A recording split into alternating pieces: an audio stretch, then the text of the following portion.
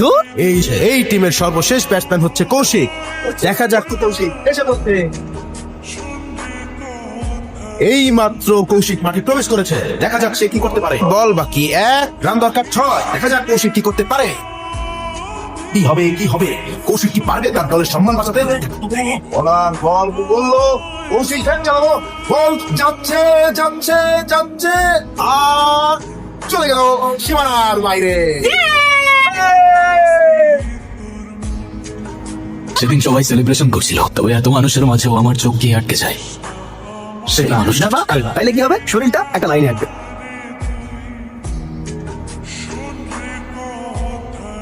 কি রে, কি অবস্থা? জিতু স্যার আসছে? স্যার তো চলে গেছে।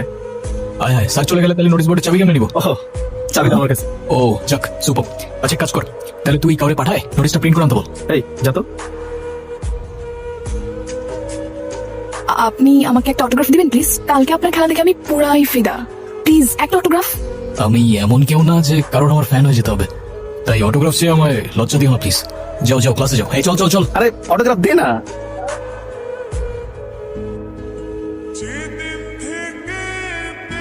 আসসালামু আলাইকুম স্যার। ওয়ালাইকুম আসসালাম, আসো আসো। Thank you sir. তো সামনেই আমাদের ইন্টার কলেজ ক্রিকেট চ্যাম্পিয়নশিপ শুরু হতে যাচ্ছে, আর প্রতিবারের মতোই আমাদের নতুন কিছু প্লেয়ার দরকার। সো তোমাদের মধ্যে যারা ইন্টারেস্টেড আছো গিয়ে নোটিশ বোর্ডটা চেক করবা আর ওর সাথে কন্ট্যাক্ট করতে পারো।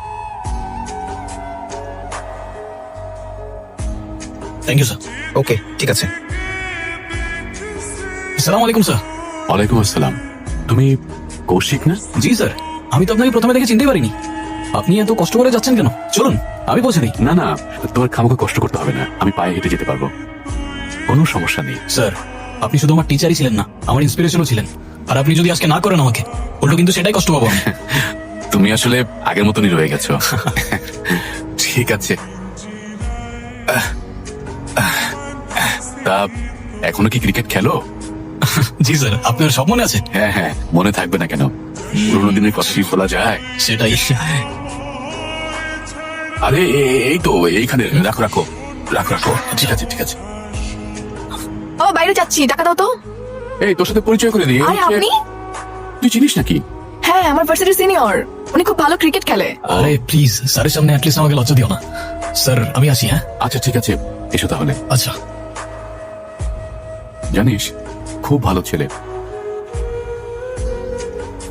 মিতুর সাথে আমার কানেকশনটা অদ্ভুত ভাবে হয়ে যাচ্ছিল, যেন ও